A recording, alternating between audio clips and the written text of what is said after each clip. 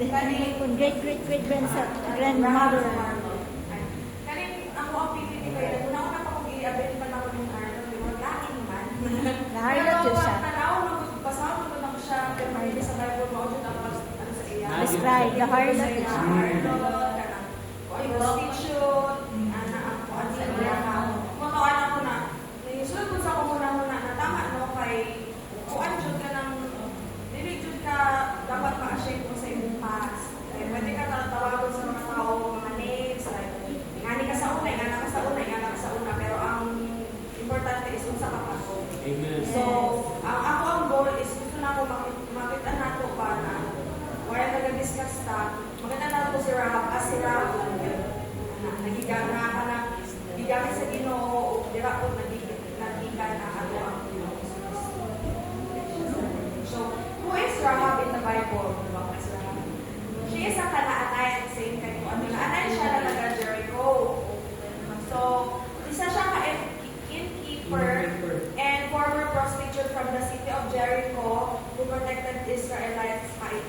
Ito ang i-discuss karon. And then she is known in the Bible for her courageous faith.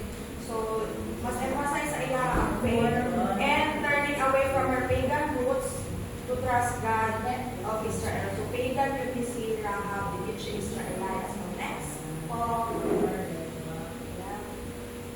So, her story and 3 chapters and verses in the Bible. Kani siya, masahod na to ang tapos na sa Joshua 2. Masahod na to ang tibuong chapter. Kaya may raman ito, kasi ang yun niya, yung story.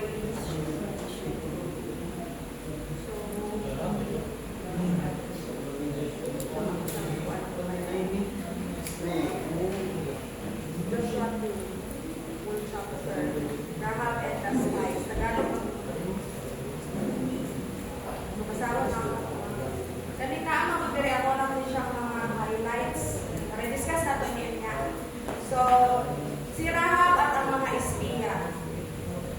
Pagkatapos, lihim na nagpadala si Joshua, na anak ni Nun, ng 2 tao mula sa kampo ng mga Israelita sa Shittim para magmanman sa lupain ng Kanaan, lalong-lalo na sa lungsod ng Jericho.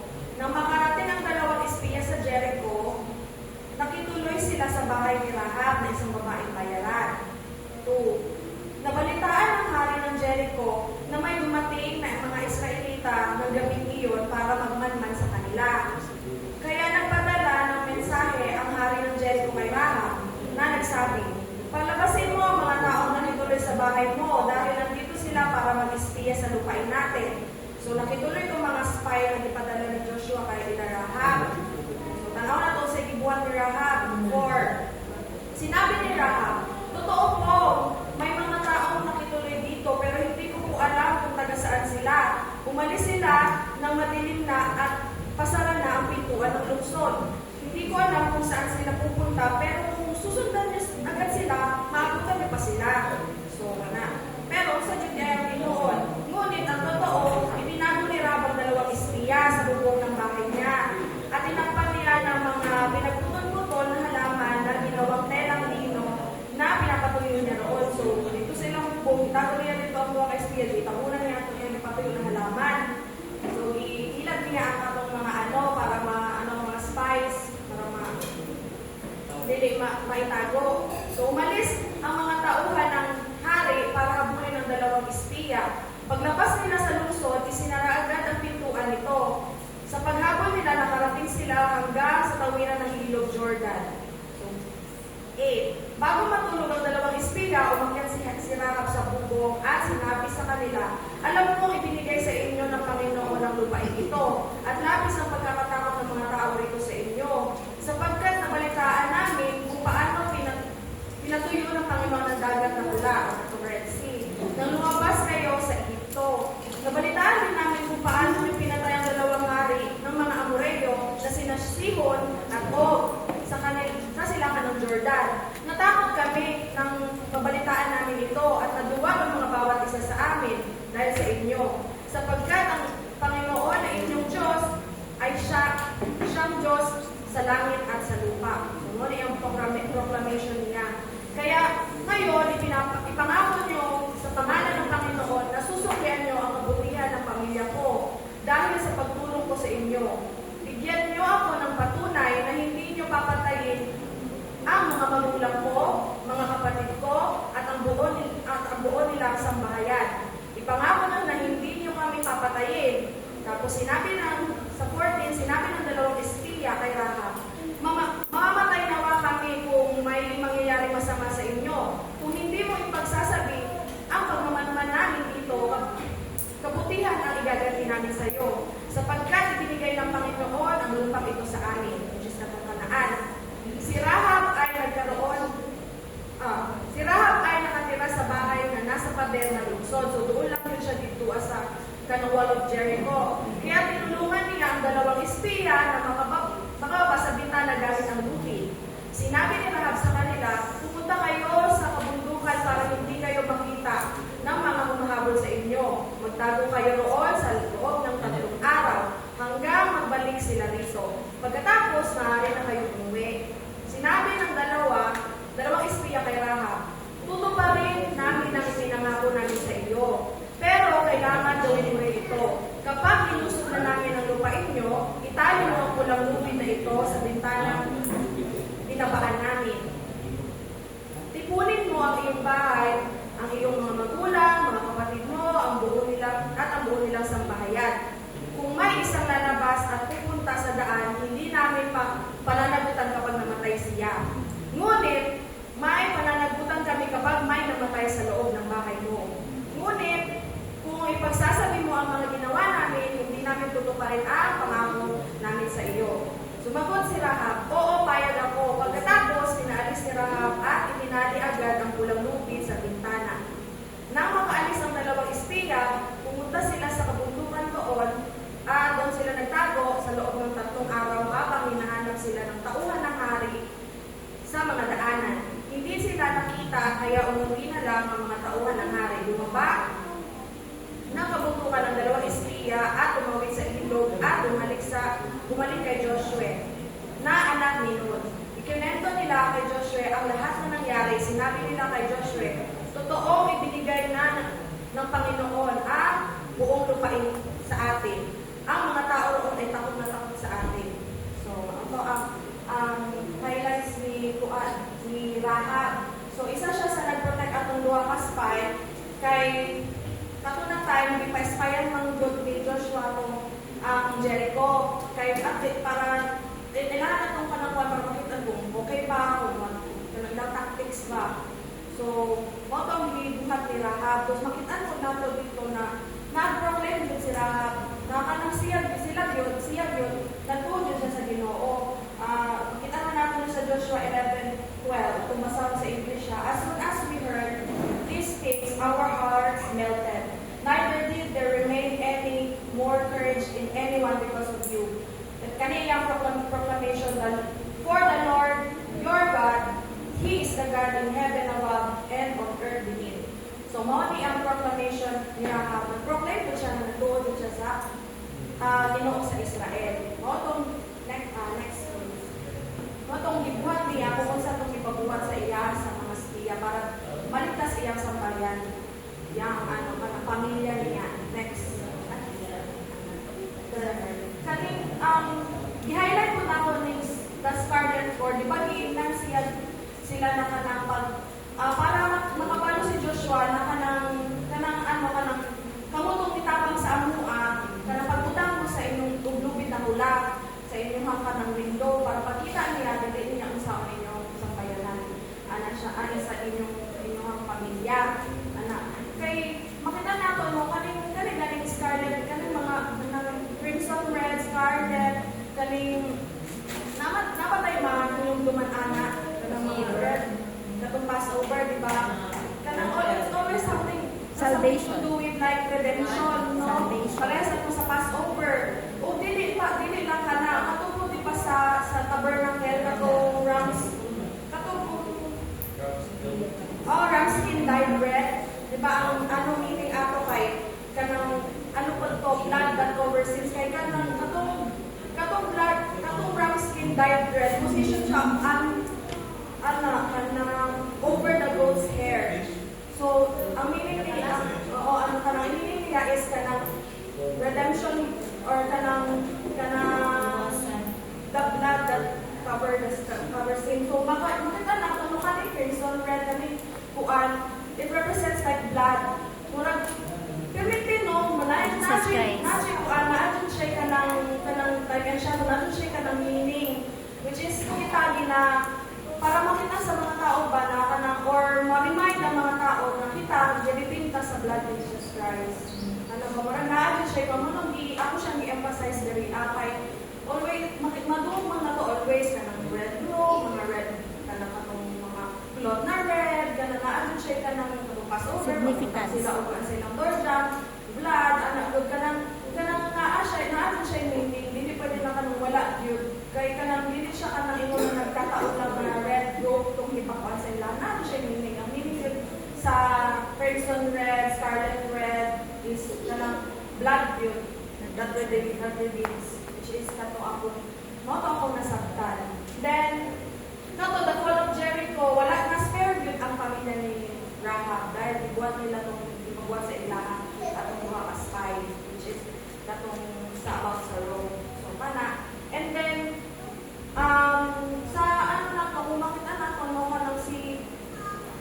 si Rahab, hindi mo po siya kanang isa sa kanang messianic, apin nila sa messianic lineage, kay na sa Matthew 1:5, kay nasawa man niya dito si Salmon. So, sa Matthew 1:5, Salmon begat Boaz by Rahab. Boaz begat Obed by Ruth. Obed begat Jesse. So, apin ko siya sa messianic lineage, which is makuan tanaw na diligid sila. Kadalasan, parehas kang Tamar kay Rahab, kadalasan yun sa kanong apin sa lineage mo, kay diligid siya perfect. Dili po sila kanang Israelite na seed. One is outside din sila, pero nakita na ako sa pagsabot, napakita lang na diligid mag-matter ang Ginoo sa imuhang pas. Kaya, unsa man ang reason na may padala diri si Jesus Christ, dili lang mo para sa Israelite, para man sa katong mga pod ka ng body crafted, sa katong piniling bansa which is Israel. Kita, Gentiles, which is dili mo punta Israelites, pero ihatag sa to ang Ginoong Kristo para ma-save punta. So, and then next, question diri, pero nawag ka na mga isa ka lalaki, isa ka babae sa ato mga buting young people. So, maganda. Next.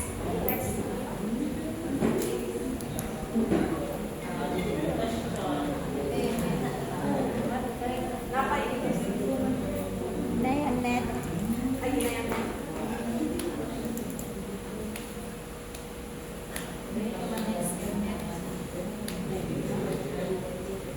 Next, pati question na ako ay isa i-discuss.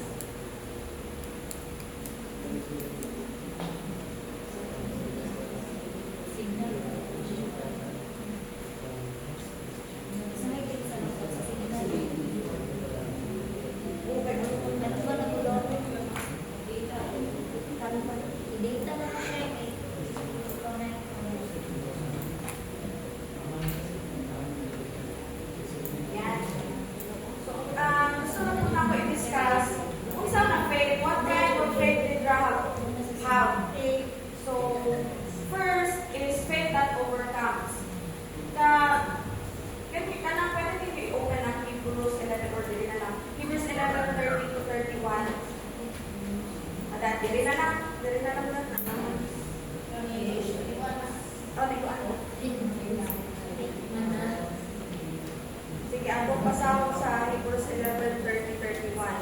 Ingon diri, by faith the walls of Jericho fell down after they were encircled for 7 days.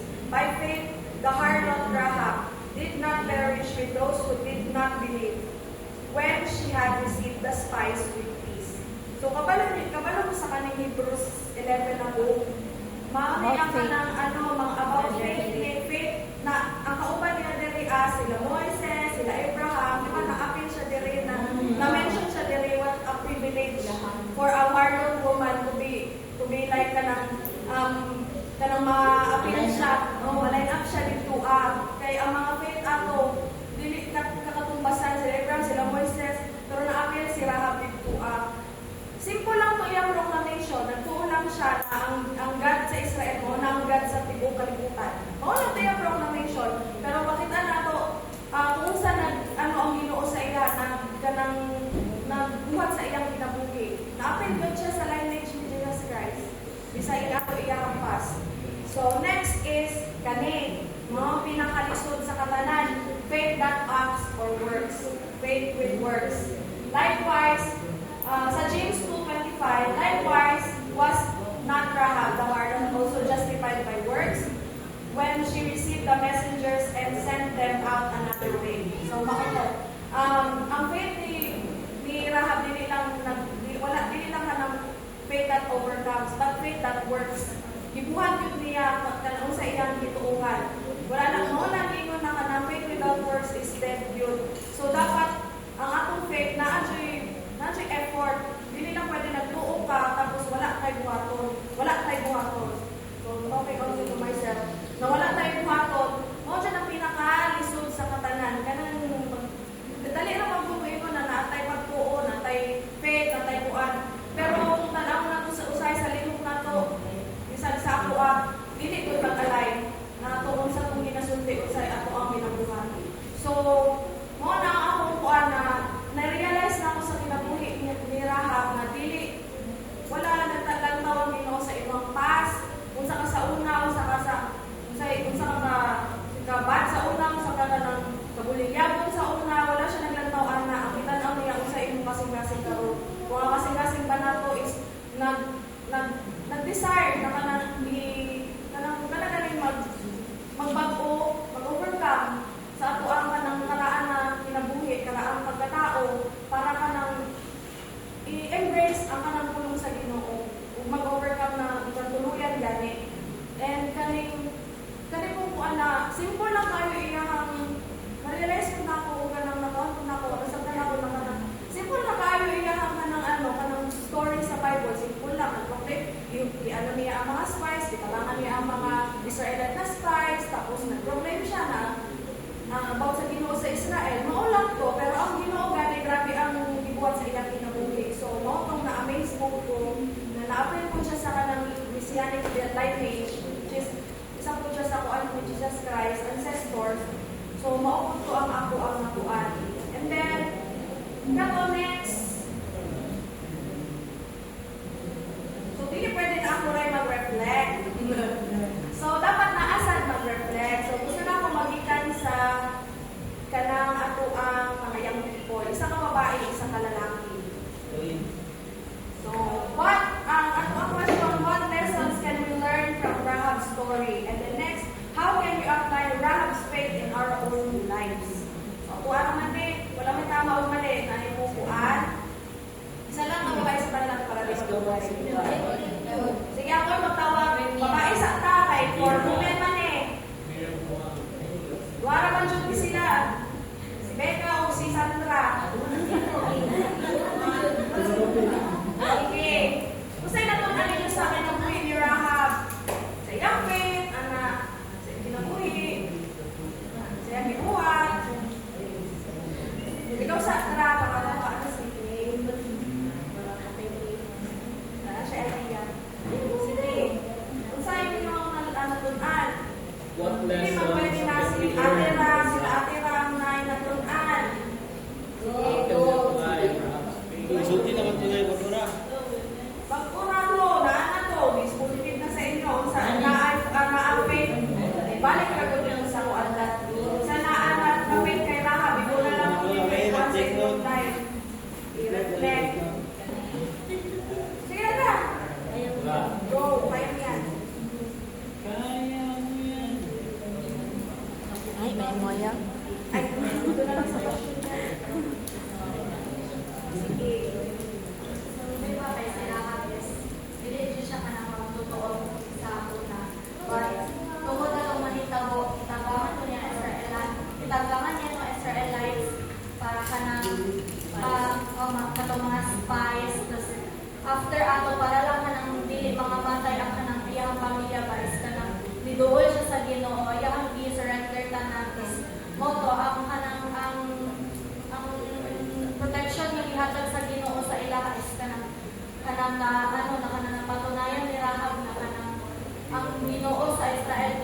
Ginoo jud ka nang giluwas jud sila after ato.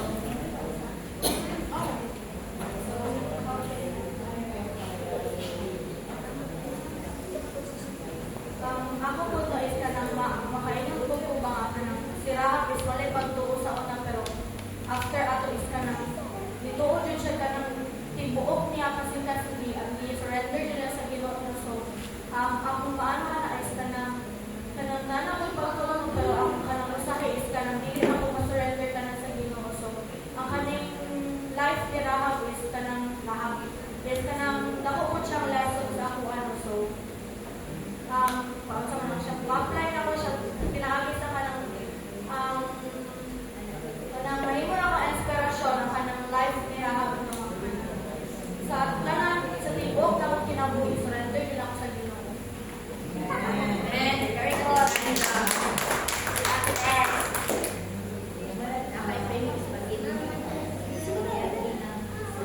Kaya mo yan na.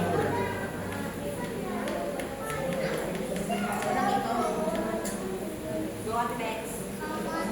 Ikaw mo ito ba kulay ba?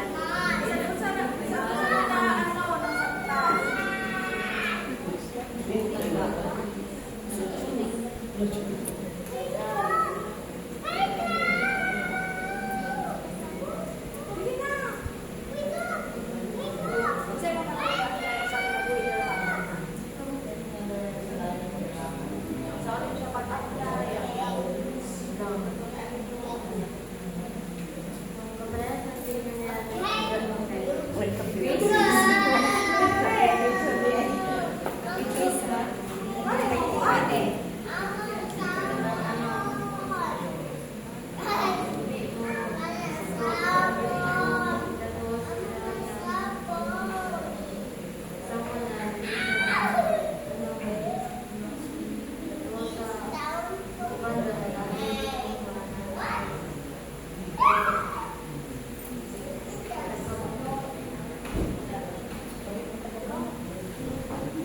Sige na. Sige ba? Oy ba?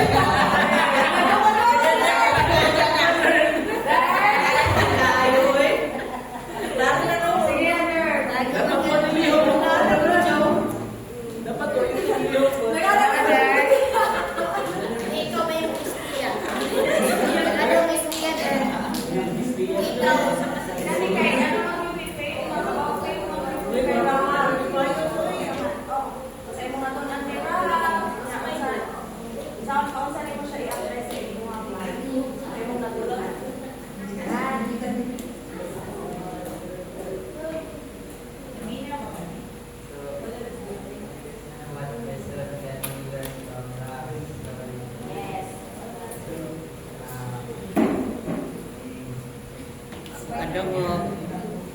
Gusto pa sa kanya. Pusgalong, pusgalong. Kadang mo.